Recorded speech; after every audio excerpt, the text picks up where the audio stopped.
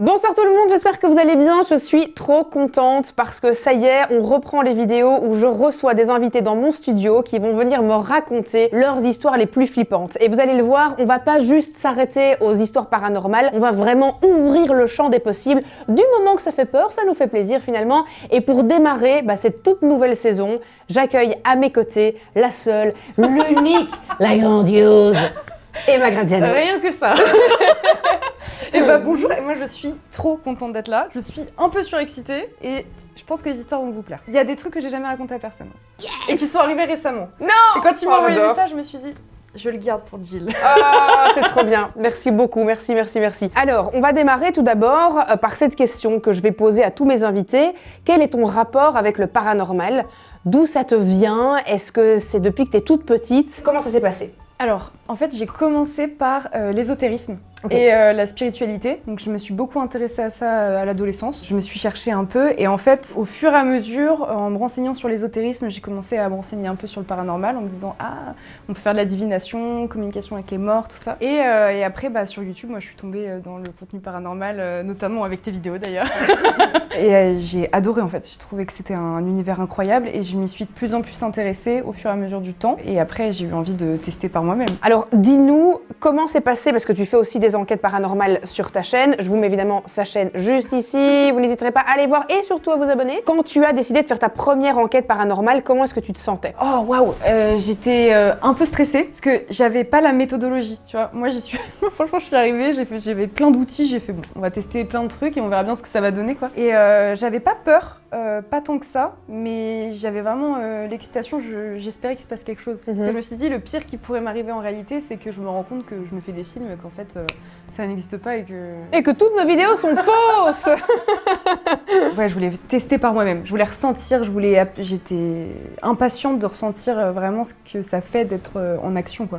Et donc qu'est-ce que tu as vécu la première fois que tu as fait cette enquête? Alors, la première fois c'était au château de Vos. Ok. Et alors en soi il s'est pas passé grand chose, mais en termes de ressenti c'était hyper puissant, c'est-à-dire que avec l'ésotérisme et tout, moi je m'entraîne à ressentir les énergies. Donc au château de Vos, c'était bien, je ressentais plein de trucs. Et en fait, on était avec Chris et Olympe.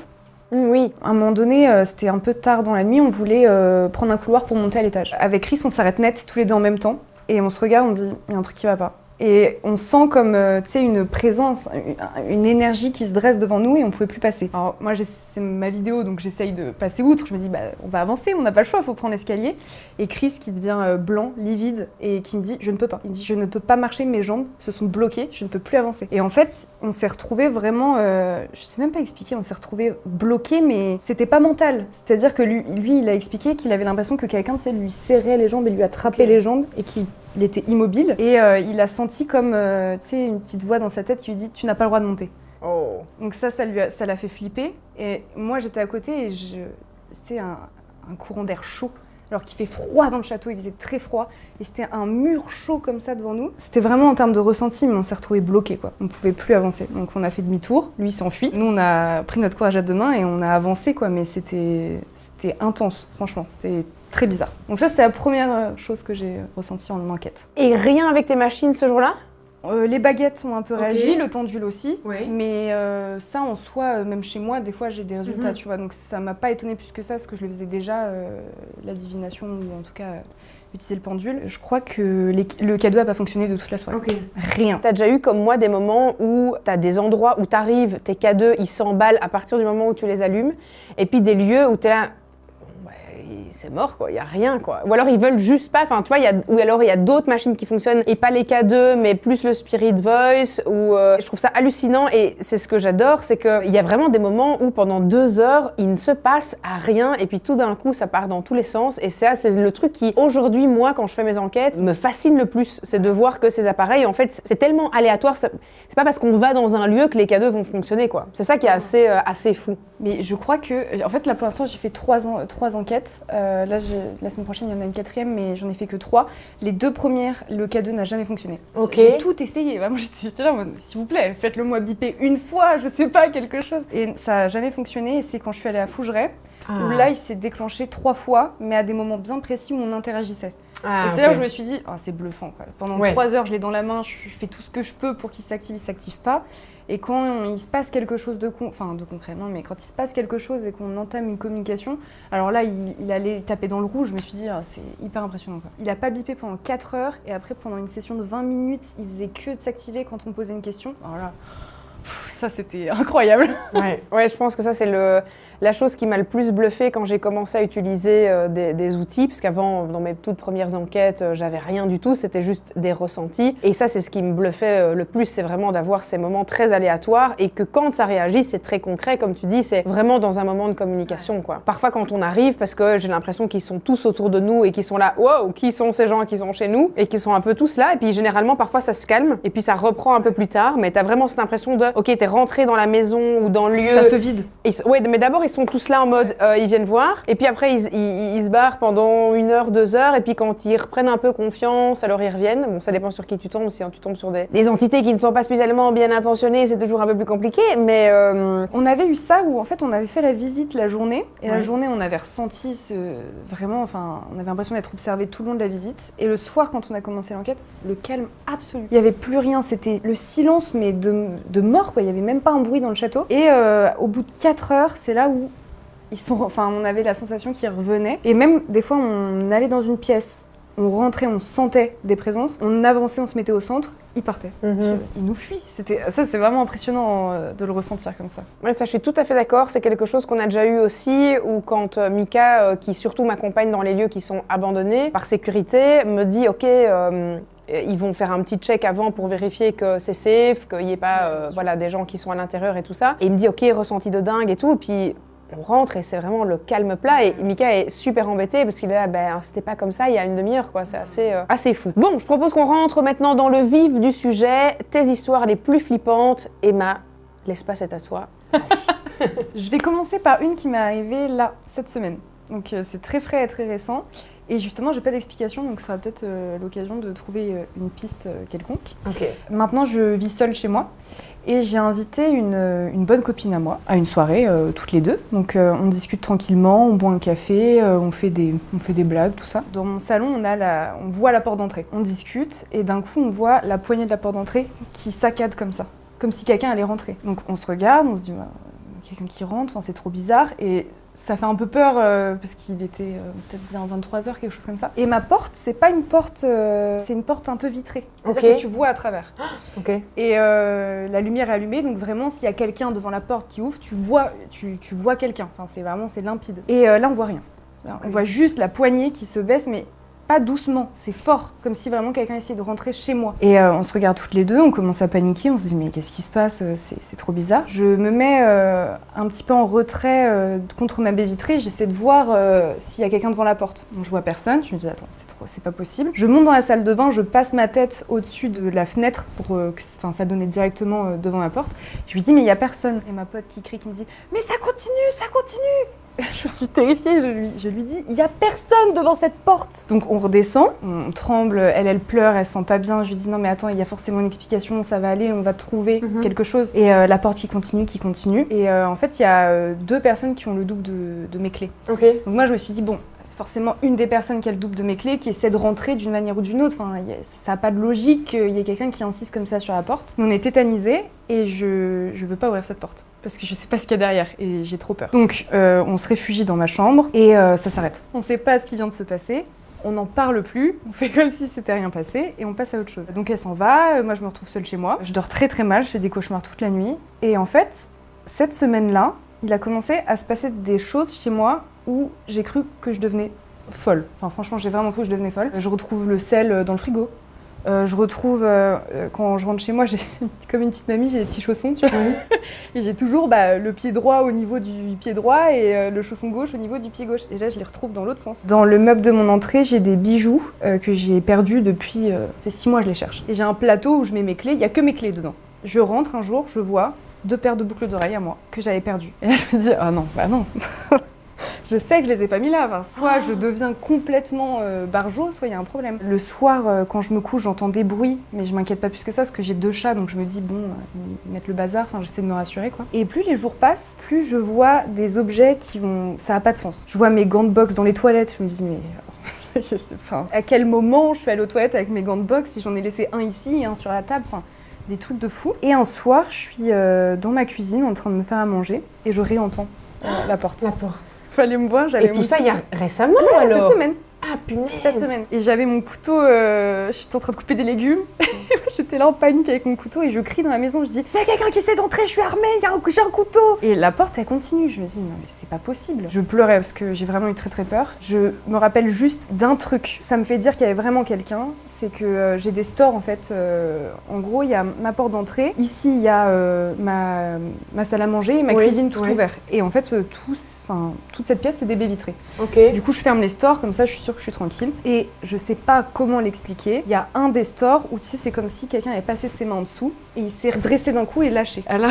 Attends, mais donc les stores sont à l'extérieur. J'ai 1 milliard de questions, mais les Ouais, stores, c'est des stores électriques, tu sais. ils sont à l'extérieur. Ouais. Ok. Et t'es au rez-de-chaussée? Je suis au rez-de-chaussée. C'est Ok. une maison en fait, donc j'ai un rez-de-chaussée, un premier étage. Et je vois le. Alors, j'ai pas vu de main, mais j'ai juste vu le store faire comme ça et se lâcher. Et je me suis dit, alors, soit il y a une tempête et on m'a pas prévenu, soit il se passe quelque chose de bizarre. Et en fait, comme il y avait des gens qui avaient le double de mes clés, moi j'ai commencé à psychoter. Je me suis dit, alors soit un de mes proches a perdu mes clés et est pas au courant, et quelqu'un a trouvé mon adresse, enfin je sais pas, tu sais, j'ai eu peur en fait. Et je vis toute seule en plus, donc ça m'angoissait de savoir que potentiellement il y avait quelqu'un qui rentrait chez moi, qui mettait mes chaussons de travers, qui mettait mon sel dans le frigo, et qui mettait mes gants de boxe dans les toilettes quoi. Et ça me rendait folle. Caméra? Non, en même temps c'était cette semaine, donc t'as pas eu le temps de faire tout ça aussi. En fait j'y ai pensé, Oui. et moi le seul truc que je me suis dit c'est qu'il y a quelqu'un qui rentre chez moi, et en fait je sais pas pourquoi j'ai eu peur. Je me suis dit si je filme et que je vois quelqu'un chez moi, je pourrais plus jamais vivre chez moi. Le fait de le voir, je vais pas pouvoir. Oui, mais ce serait quand même bien de le savoir. Oui, ce serait bien de le savoir. Ou juste de changer peut-être la serrure, tu vois. Alors justement, hier, j'en ai profité, j'ai fait venir un ami. On a débarrassé plein de conneries que j'avais chez moi et j'ai demandé à un serrurier de me changer la porte, la serrure. Ok. Et je lui ai dit tu me mets le truc le plus sécurisé que t'as. Ouais. Il m'a dit c'est impossible de crocheter cette serrure et hier il s'est rien passé, tu vois. Donc Ok. j'ai ce doute. Mais bon, mais t'as pas eu ça tous les jours. T'as pas eu ta poignée qui s'est ouverte tous les jours. Donc c'était quand même.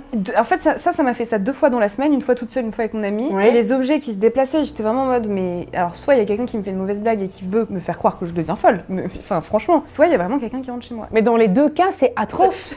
Dans tous les cas, Tu vois, c'est il y a pas de. Oui, mais ça c'est moins pire. Non, non, non, non. Les 2 options sont abominables, quoi, tu vois. Tout est horrible. Et tout à l'heure, on discutait et on m'a demandé si j'avais une trappe chez moi.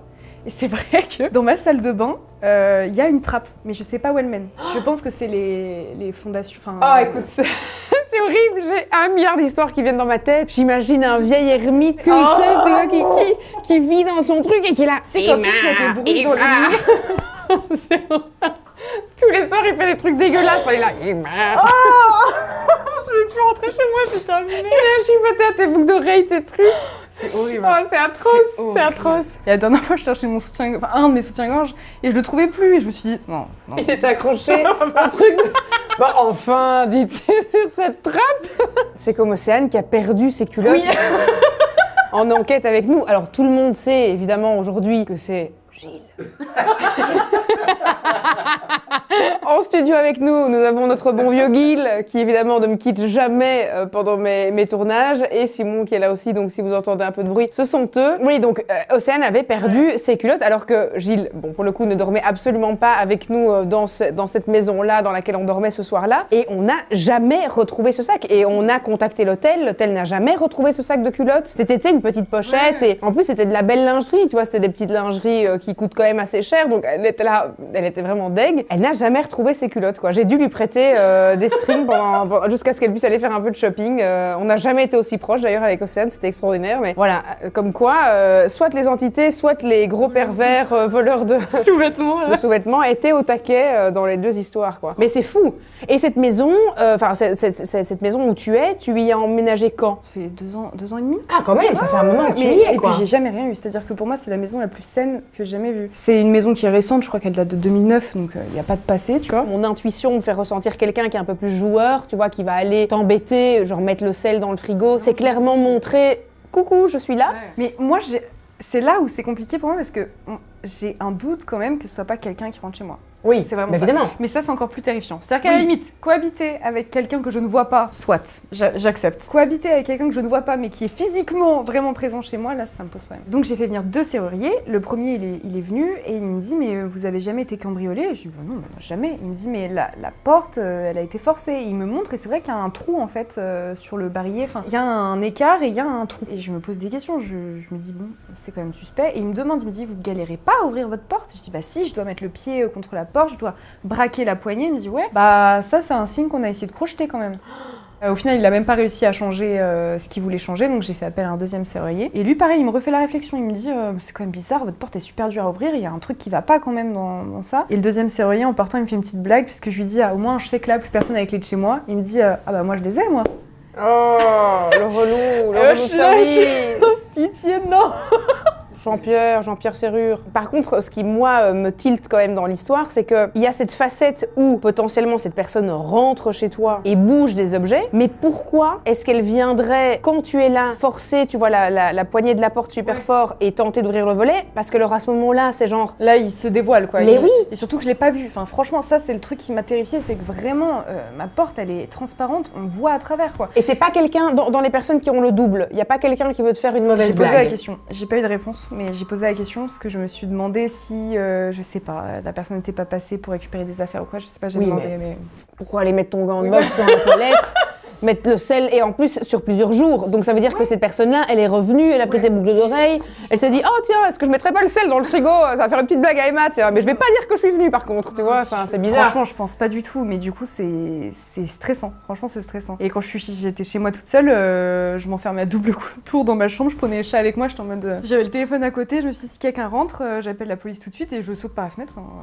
J'avais fait un scénario, je me suis dit je me pète la cheville, mais c'est pas grave, on sera en sécurité au moins. Et... En tout cas, une chose est sûre, c'est que si c'est quelqu'un, là il sait plus rentrer, il a plus les clés, maintenant c'est fini, donc ça c'est déjà une bonne chose. Par contre, si tu continues à voir qu'il y a des choses qui bougent, moi je pense que là où il faut chercher, c'est la fille qui est venue chez toi, qui a été l'élément déclencheur de tout ça, c'est qui est-ce qu'elle a potentiellement ramené avec elle, qui s'est dit, ah, un canal, génial, je vais pouvoir communiquer. On fixe ici. Et puis, ouais, c'est ça. Et puis surtout, en fait, moi je pense que c'est clairement quelqu'un qui veut te dire quelque chose et peut-être aller creuser avec ton pendule ou, tu vois, de rentrer en communication avec cette personne-là qui a peut-être juste un message à faire passer ou peut-être elle s'est simplement dit, elle va peut-être m'aider à passer dans la lumière, tu vois, et elle a peut-être juste besoin d'un coup de main. Donc peut-être aller chercher ça parce que, en tout cas, j'y vois pas quelque chose de méchant parce que clairement, à part la porte évidemment, mais j'ai plus l'impression que c'est ouh, je suis vraiment là, genre regarde-moi, mis à part les cauchemars, mais qui peuvent être vraiment induits juste parce que s'ils ouvrent une porte, puis t'as peur, puis tu vois, enfin il y a plein de choses qui rentrent en compte. Il n'y a pas vraiment d'éléments effrayants, on n'a pas essayé vraiment de te faire peur. Non, quoi. jamais. Et il faut quand même aller vérifier la trappe. Je peux pas. Non, je peux pas, j'ai pas.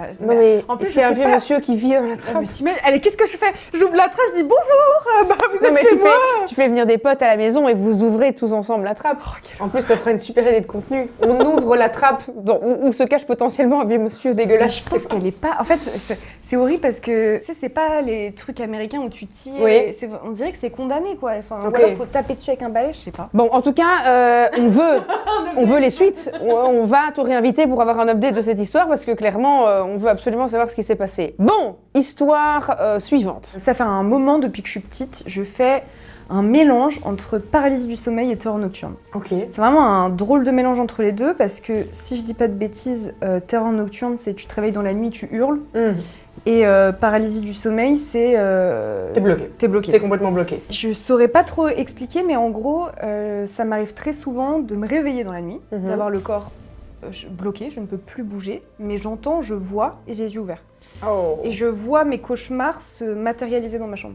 Ça, c'est horrible. Vraiment, je souhaite ça à personne, c'est affreux. Donc, je suis allongée dans mon lit, je vois ma chambre telle qu'elle est, réellement en temps réel, quoi. Oui.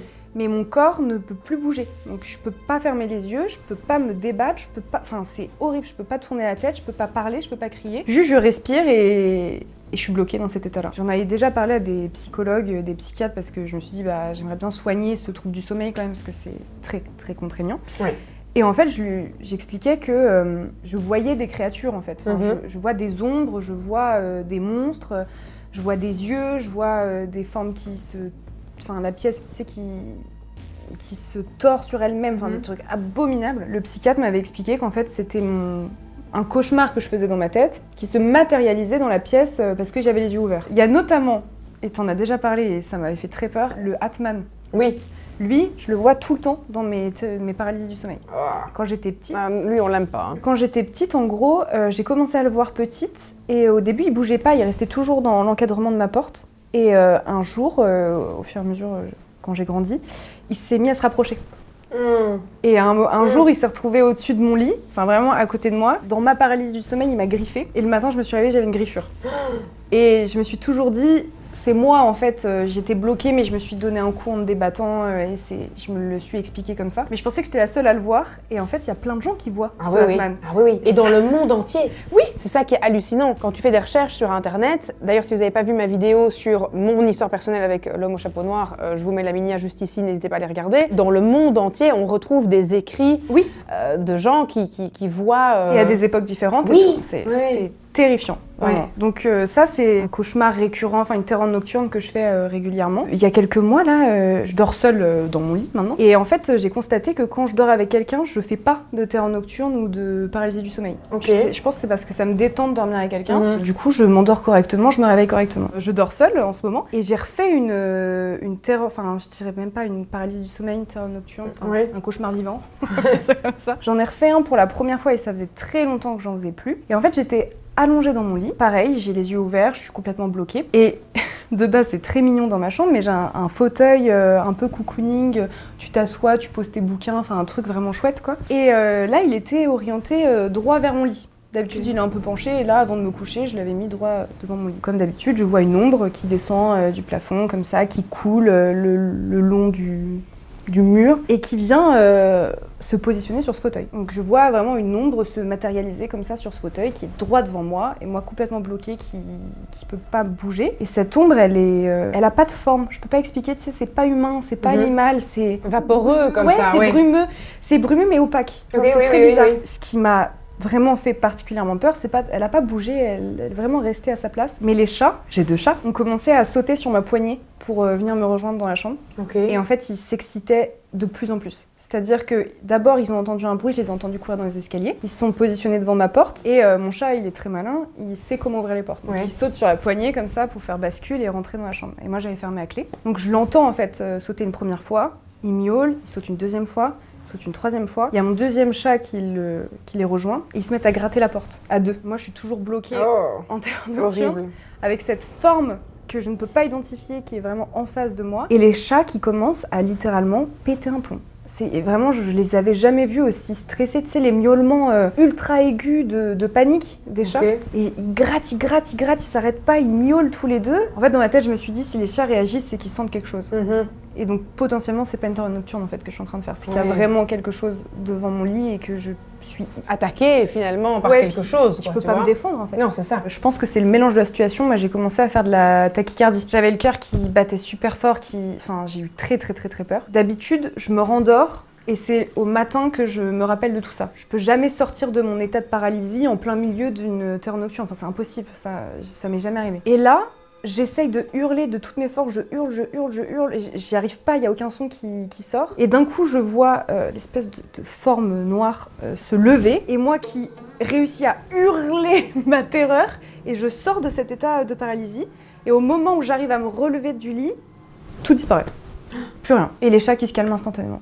Et quand tu es sortie de ton état, les chats étaient bien là. Ouais. Tu n'as pas rêvé, enfin les chats faisaient pas partie de ton cauchemar, tu vois. Non, les chats étaient... Alors, en gros, dès que je me suis mise à hurler et que j'ai pu me redresser, tout a disparu. Les chats sont calmés. Instantanément, ils miaulaient plus, rien du tout.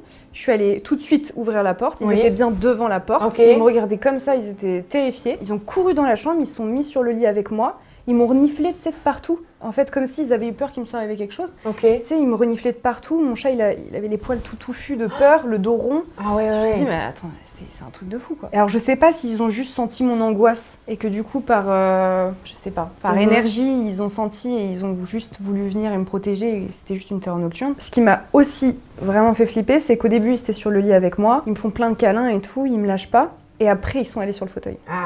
Et là, j'ai fait, ah non. Ouais, non. Me faites pas ça parce que ça c'est horrible ça. Pour l'avoir vécu avec ma fille aînée qui, quand elle était petite, faisait des terreurs nocturnes, tu n'arrives pas à calmer la personne. Parfois, ça durait 10, 15 minutes. Et elle s'en rappelait? Non, absolument pas. C'était vraiment... en fait, une fois que je l'avais calmée, elle se rendormait et puis elle continuait toute sa nuit et elle se réveillait le lendemain.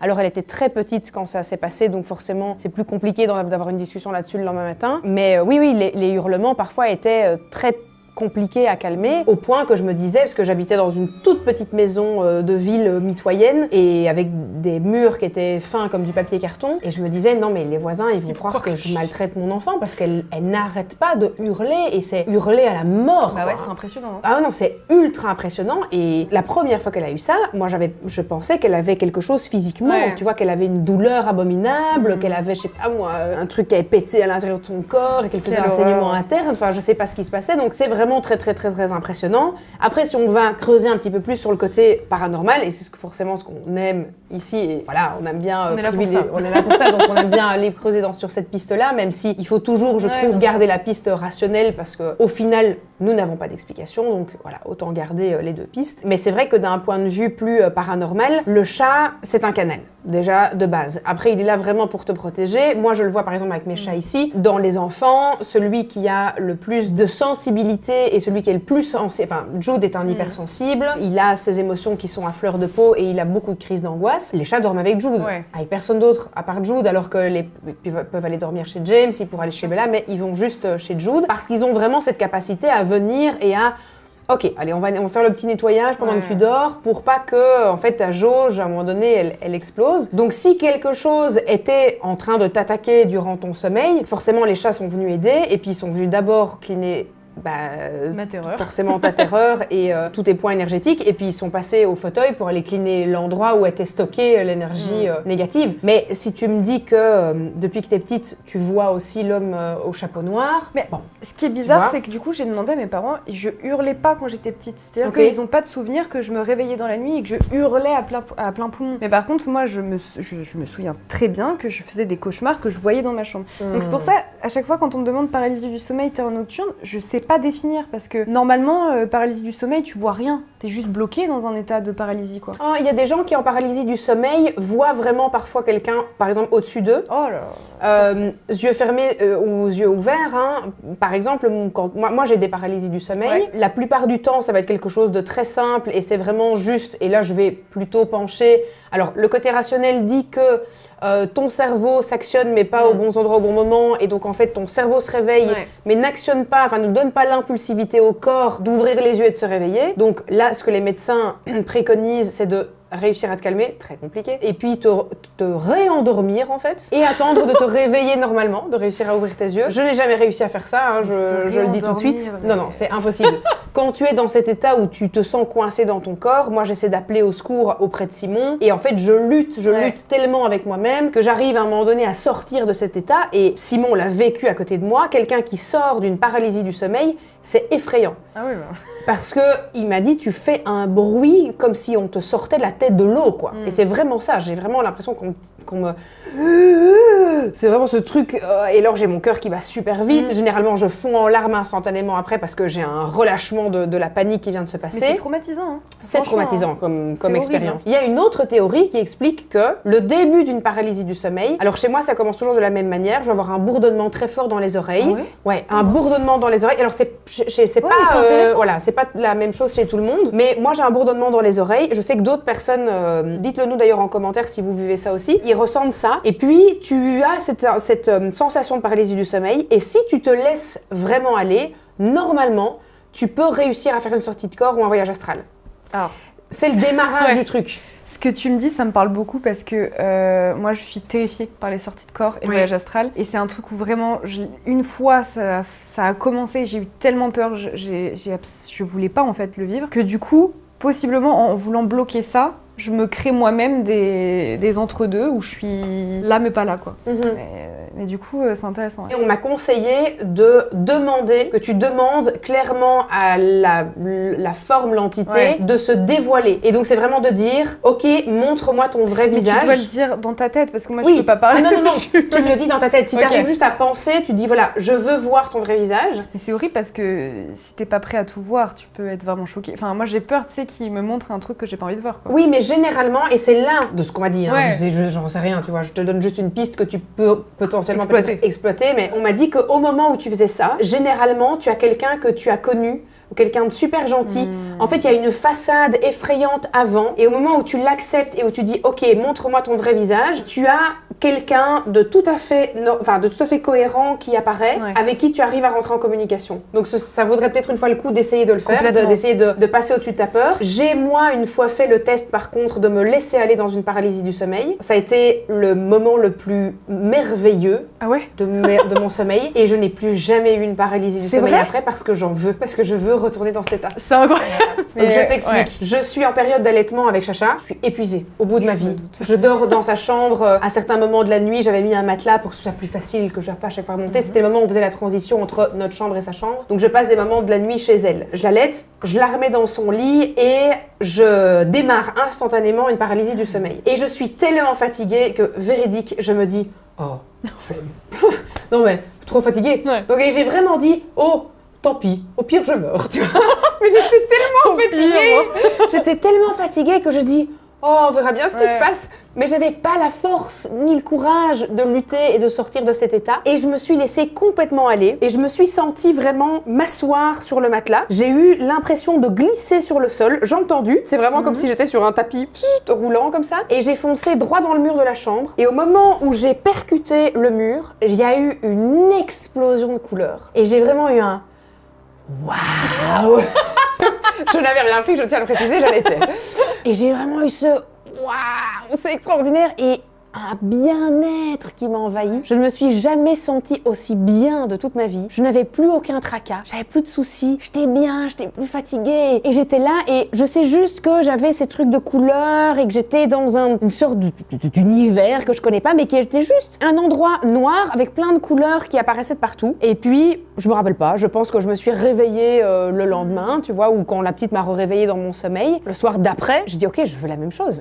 Attends, mais c'était incroyable ce que j'ai eu. Je ne l'ai plus jamais eu.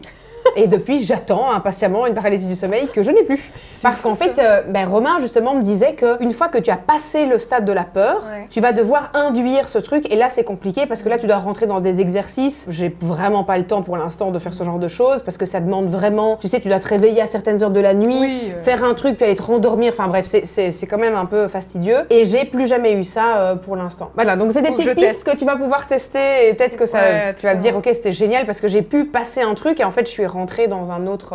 Mais tu sais que je me suis déjà demandé, parce que je me suis dit, en soi, une ombre noire, c'est inquiétant et menaçant pour nous parce que c'est l'interprétation qu'on en fait. Mais si ça se trouve, c'est juste... ça pourrait être quelque chose de super lumineux et quelqu'un de incroyable, en fait, cette ombre. Mais c'est juste, nous, on l'interprète comme étant quelque chose de malveillant. Oui, il faudrait que j'essaye de me détendre. Mais c'est tellement dur quand t'es devant un monstre. Enfin, tu respires plus, la crise d'angoisse, elle arrive en même temps. Alors pour réussir à se détendre et laisser le truc venir, je pense que c'est un peu dur, mais il faut que j'essaye. Allez, je te propose maintenant qu'on passe à la dernière histoire. Et puis on fera un petit peu le bilan de... Alors là, tout ça. Rien à voir avec ça. Là, ça va parler sorcellerie. Ouh, j'aime bien. D'ailleurs, ça m'est arrivé 2 fois, mais je vais en raconter qu'une. J'avais une copine avec qui je m'entendais très bien. On avait de très bonnes relations. Il n'y avait aucun problème entre nous. Elle savait que moi, je pratiquais la sorcellerie, que je pratiquais l'ésotérisme de manière générale. Et elle m'en a jamais parlé. Tu sais, jamais elle m'a dit oh bah moi aussi je pratique, moi aussi je m'y intéresse et tout ça. Et donc je pensais que c'était pas son truc. Un jour elle m'invite chez elle, on mange ensemble, on boit un verre et à un moment donné elle va à la salle de bain pour se laver et se mettre en pyjama. Donc je suis dans sa chambre et en fait elle avait un petit bureau, mais tu sais franchement un tout petit bureau en bois, tu vois. Et il y avait un drap dessus. Elle a un chat qui tire sur le drap. Le drap tombe par terre. Et donc moi, je m'approche juste pour remettre le drap en me disant bah, je veux pas qu'elle pense que j'ai fouillé dans ses affaires, ça se fait pas et tout. Donc je m'avance, je récupère le drap par terre, je me retrouve les yeux sur ce bureau. Et en fait, je me rends compte que c'est un hôtel. Alors attends, t'es pas prête. Et en fait, je vois une poupée. Donc moi, je fais la magie des poupées. Donc ça ça m'interloque. Je me dis, c'est marrant, c'est quand même une pratique très spécifique. Mhm. Elle m'en a jamais parlé. Je rigole, mais c'est nerveux, c'est pas drôle du tout ce qui se passe. Je regarde un peu plus cette poupée et je vois qu'il y a une photo de moi. Je vois une photo de moi avec les yeux, mais vraiment le cliché quoi. Je me suis dit, c'est une blague. Les yeux gravés et tout, genre comme si elle voulait que je meure quoi. Waouh. Et donc là, au début, je me suis dit, elle me fait une blague. C'est un sketch, et elle voulait me faire rire et tout ça, donc je m'inquiète pas trop. Et je regarde les ingrédients, parce qu'en gros, c'était une poupée posée sur un plateau avec plein d'ingrédients et de pierres autour. Ok. Et il y avait des clous rouillés. Oh Jesus, j'ai des frissons. Ouais. Et je regarde les ingrédients parce qu'en fonction des ingrédients, je me dis peut-être que je peux comprendre l'intention qu'il y a derrière. Et en fait, que des trucs atroces. Oh. Des insectes morts, les clous rouillés, du poivre, du piment, du citron pourri. C'est vraiment un citron qui était bien moisi. Et une bougie noire gravée et tout. Je voulais pas toucher parce que j'avais peur en fait que ça me revienne dans la gueule et tout. Oui. C'est quand même moi sur la poupée. Ben c'est ça. Je ne vais pas toucher la poupée qui est censée me représenter, mais je vois qu'il y a un papier, tu sais, sous la poupée, donc je suppose qu'il y avait mon nom, mon prénom, ma date de naissance et tout ça. Et en fait, là j'ai paniqué parce que je me suis dit pour une blague, c'est très poussé parce que c'est vraiment ce qu'il faut faire si tu veux faire du mal à quelqu'un. Oh là là. Je suis partie, c'est-à-dire que je l'ai pas affrontée, j'ai eu trop, je pense que j'étais en état de choc, je me suis dit mais elle est gentille devant moi, tu sais, elle me regarde, bonjour, comment tu vas, on s'est jamais engueulé, Oh quelle horreur. jamais de dispute, Et vous connaissiez depuis combien de temps? Pas très longtemps. Justement, c'est Ok. quelqu'un que j'ai connu dans la sphère ésotérique en fait. Aïe aïe aïe. On discutait de temps en temps, on Ouais. avait la même passion. Enfin non, on n'avait pas la même passion, mais elle faisait de l'urbex, un peu de paranormal. Ok. Donc on s'était connus là-dedans et en fait, moi je pensais pas qu'elle pratiquait parce qu'elle m'en avait jamais parlé. Je me suis dit, c'est trop bizarre. Moi j'ai fui l'appartement, j'ai pris mes affaires et je me suis cassée et je suis rentrée chez moi. Et en fait, ça m'a profondément perturbée parce que, en fait, je trouve ça trop bizarre le fait que tu sois gentil devant quelqu'un, mais que par contre tu sois capable de faire ça en off, tu vois. Non mais parce t'es que chez moi, toi, ça m'horrifie parce qu'en fait elle t'avait venir chez toi parce que quoi, elle voulait te prendre une mèche Des de cheveux. Ouais, waouh. j'ai eu très peur et Aïe aïe aïe aïe aïe. j'ai envie de pleurer. Ah, c'est horrible. Non, j'ai vraiment des frissons partout, c'est horrible. Et en fait, c'est le premier truc que je me suis dit. Je me suis dit, Ah mais ouais, si des là cheveux. j'ai laissé un cheveu Ah, chez c'est elle, mort. elle le récupère, elle le met dans sa poupée et là elle fait ce qu'elle a envie de faire. Quoi. Le seul truc qui m'a sauvée, c'est qu'il y avait un élément qu'elle a pas sur moi. Je peux pas le dire parce que Non, c'est ne la dis manière de pas. me protéger, mais Oui, ne dis pas. en gros il manquait quelque chose qu'elle connaissait pas de moi, qui Ok. faisait qu'elle pouvait, à mon Pas avis, elle t'atteindre. peut pas m'atteindre. Ok, ok. Mais du coup, je lui en ai pas reparlé. Mais je pense qu'elle a compris parce qu'elle m'a plus jamais parlé. C'est-à-dire qu'elle a vu que j'étais partie, elle m'a jamais envoyé un message, elle m'a jamais appelé et je lui ai pas remis le drap. Donc je pense qu'elle a bien vu que. Ah j'avais bah oui, et dû, puis de toute façon, elle a vu que t'étais partie, elle a bien dû se dire mais où est-ce qu'elle est? Elle s'est pas envolée. Ouais. Je pense que se voir sur une poupée, c'est le truc où tu te dis jusqu'où les gens peuvent aller pour t'atteindre et te faire du mal. Quoi. Ah bah bien évidemment. Et surtout que j'ai pas d'explication du pourquoi, genre qu'est-ce que je lui ai fait. Je n'ai rien fait à cette fille, genre, vraiment rien quoi. On rigole, on s'envoie des mèmes et c'est tout. Et ça C'est m'est arrivé vraiment 2 atroce, fois. quoi. Il y a 2 personnes comme ça qui m'ont fait un Ouais. coup comme ça. Moi j'ai une personne comme ça où je sais. Ah ouais, Ouais, je sens. Je sais. c'est horrible. C'est la seule quoi, tu vois. Et j'ai un mauvais pressentiment. Ouais, vraiment. Et voilà, et du coup, maintenant je me suis dit, les gens qui font du paranormal, de l'urbex, je vais m'en méfier parce que c'est pour retrouver des poupées Ah comme ouais, ça non, et qu'on punaise. plante. Et donc voilà, donc au final, j'ai jamais eu d'explication et j'en veux pas. Je veux Non. pas qu'elle me parle, je veux pas savoir. Parce que moi j'y crois vraiment à la sorcellerie. Ah oui, Et oui. j'ai vu des trucs de mes yeux où je me suis dit, alors, après on y croit pas, mais moi j'en suis intimement convaincue. Pour moi, les malédictions, toutes les pires horreurs que tu peux faire en sorcellerie, ça peut avoir un impact tellement grave que je pense qu'il n'y a aucune bonne raison pour qu'on en arrive là. Quoi. Surtout qu'en plus, c'est quand même, moi j'ai quand même vachement mal au cœur pour ces filles-là qui vont avoir une vie juste atroce jusqu'à la fin Parce des que temps, tu quoi, tu crois vois. à la règle du triple retour. Ah oui, Ouais. oui. Tu ne peux pas réussir dans ta vie si tu fais du mal aux autres. Enfin, moi, je pars vraiment de ce concept-là, moi, le truc je la brise pour lui voler sa notoriété, mais t'auras jamais de notoriété. N'y pense même pas. Ou alors, tu vas en avoir une extrêmement brève. Mais mon ami, la chute, elle va être d'une violence, soit sur toi, soit sur tes proches ou tes enfants, ou tu vois. Donc moi, je me dis juste, ah putain, elles savent pas où elle met les pieds, elles savent pas à quoi elle touche. Mais tu sais, je pense qu'il y a des gens, ils veulent juste te briser, c'est tout. Ils veulent Oui. même pas avoir ce que t'as, ils veulent juste que toi t'aies rien. Oui, non, c'est ça. Ah oui, non, ça, je suis totalement d'accord, mais en fait, ils se brisent eux-mêmes en Ouais. faisant ça, quoi. Alors par contre, la magie des poupées, on n'est pas toujours, on fait pas toujours du mal aux gens. Mais pas du tout, mais moi, j'ai une poupée De toi-même. de moi-même. Ouais, moi aussi. Ah oui, mais pour moi la je l'ai... protection. Exact. Et tout ça, ouais. Moi, je l'ai fait faire en Nouvelle-Orléans avec une Incroyable. prêtresse, avec Gilles et Océane. Je l'ai un peu pimpé par après quand je suis revenue à la maison dans mon hôtel et j'y ai fait des petites choses. Alors, j'ai ajouté des petites choses. La magie des poupées, ça n'est pas que le mauvais côté, c'est énormément de bon. Et surtout, ça te sert déjà avant tout à toi-même, puisque...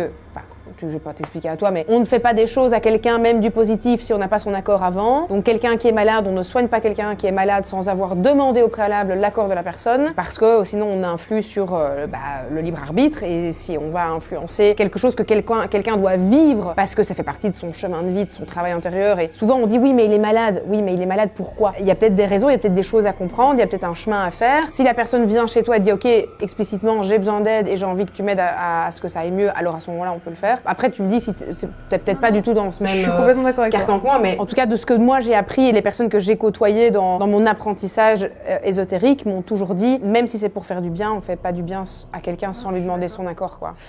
C'était chargé là. Ouais, c'était trop cool. Je vais rebondir du coup sur, tu sais, je t'avais dit que j'avais vécu un truc, mais je voulais pas t'interrompre dans ces histoires et partir dans une histoire à moi. Alors, il y a une fois où je dormais dans l'ancienne maison de Gaëlle, dans son espèce de petit manoir là qu'elle avait avant, et il y avait une petite dépendance qu'elle appelait la maison du gardien. L'endroit, la maison tout entière était ultra chargée. En plus, elle était dans un espèce de creux avec des collines tout autour, donc dans un bon, dans une bonne cuve énergétique, tu vois, un bon sas, avec une rivière. Enfin bah allez hop là, on met tous les ingrédients pour qu'il se passe des trucs chelous. La maison a accueilli des juifs dans le passé qui ont été cachés dans la maison. On ne sait pas s'ils ont survécu. Enfin, il y a eu des choses horribles qui sont passées dans cette maison aussi. Donc elle était très chargée. Et une fois, je dors chez Gaëlle avec Simon. Je commence une paralysie du sommeil juste après avoir été faire pipi pendant la nuit. Je me recouche. Au moment où je pose ma tête, j'ai le bourdonnement qui se met à retentir très très fort. Ah oui, en plus t'es pas sur le dos, t'es sur le ventre. Ouais, je suis sur le ventre, horrible. Et donc je suis vraiment comme ça. Simon est là, j'ai déjà les yeux fermés. À ce moment-là, j'ai ce bourdonnement mais qui me fait mal, qui est même plus juste le bruit, mais vraiment quelque chose qui me fait mal. Je sens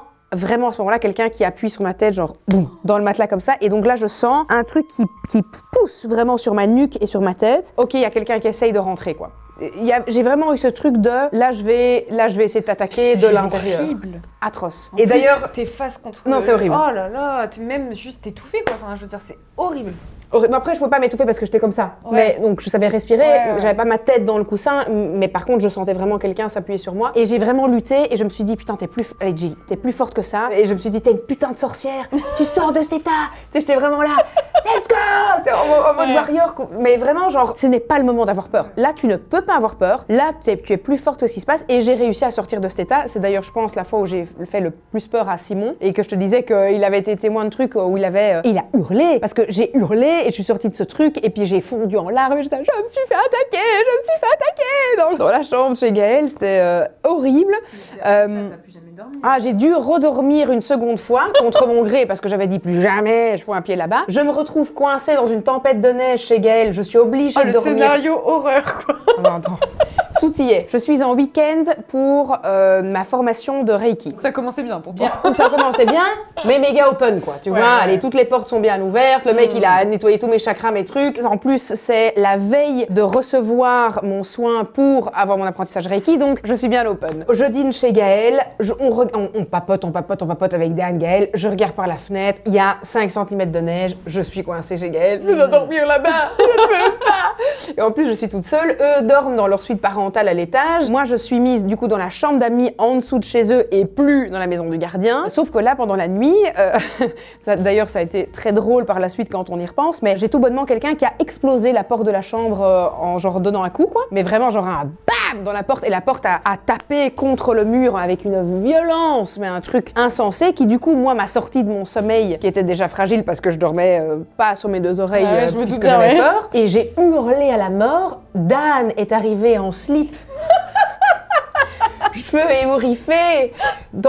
J'ai entendu dévaler les escaliers. Qu'est-ce qu'il y a? Il est arrivé là et vraiment il a dit mais j'ai cru que quelqu'un était rentré, que tu te faisais agresser dans la chambre par un mec qui était rentré dans notre maison. Il a regardé cette scène. Pour ceux qui connaissent Gaëlle et Dan, imaginez-vous Dan en caleçon à 4h du matin, les cheveux en pétard, en train de regarder sous le lit pour voir s'il n'y avait pas un mec et Bref, ça s'est arrêté là, et puis j'ai essayé de me rendormir jusqu'au petit matin, et puis je suis vite partie dès que je le pouvais. J'aurais jamais essayé de me rendormir. Je serais allée dans la cuisine avec un couteau, une lampe torche, et je serais restée comme ça jusqu'à ce que quelqu'un se lève et me ramène chez moi. Non, c'était horrible. C'était horrible. Je crois que je me demande si j'ai pas redormi après avec Timur, ou je sais plus, mais je crois que le chien est venu dans ma chambre après parce que j'osais vraiment plus. Tout le monde. Et alors, je rebondis du coup sur le fait que je te disais que t'étais potentiellement attaquée, et que quand je dis attaque, ça veut pas spécialement dire avoir un truc physique, ouais, bien sûr. Mais dans ta tête, j'ai eu le coup quand j'étais en Louisiane, terre évidemment chargée d'histoires atroces, avec beaucoup de tristesse, de colère, de hargne, de rancœur, enfin c'est une terre qui est, c'est lourd. Je dors dans cet endroit absolument atroce avec Océane, c'est ce fameux moment où on est à deux et où on a eu plein de attaques physiques pendant la nuit, et en fait, cette entité qui était là, qui je pense était l'entité d'une petite fille, est juste rentrée dans ma tête toute la nuit en fait. Et j'avais vraiment ce truc de, elle avait réussi à intégrer mon cerveau et elle était en train de me fucked up mon cerveau. Donc elle me faisait faire des rêves, par exemple, j'étais persuadée que Charlie était décédé et que je l'avais dans mes bras, mais j'étais dans la chambre dans laquelle je dormais. Et je pleure, je suis en panique, j'ai Charlie qui est dans mes bras, mais au bout d'un moment, je réalise que ce n'est pas Charlie dans mes bras. La petite fille est plus grande, elle est plus âgée que Charlie, elle est plus grande en taille, puis elle a oh j'ai des frissons. Elle a des longs cheveux bruns et je me dis, oh, mais c'est pas Charlie, et je suis sûre que j'avais la petite fille. C'est cette petite fille dans mes bras, ouais. Et j'ai tout et j'avais cette petite fille dans mes bras et qui a voulu simplement me montrer qu'elle lui était sans doute.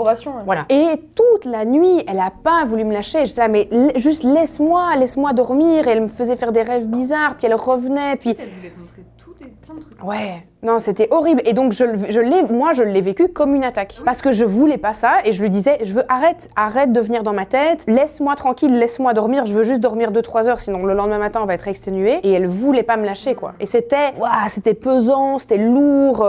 Donc, oui, je pense qu'il faut pas minimiser les attaques mentales qu'on peut subir pendant la nuit, qui sont peut-être pas des attaques vraiment physiques, qu'on peut aussi avoir dans les cas les plus extrêmes, quoi.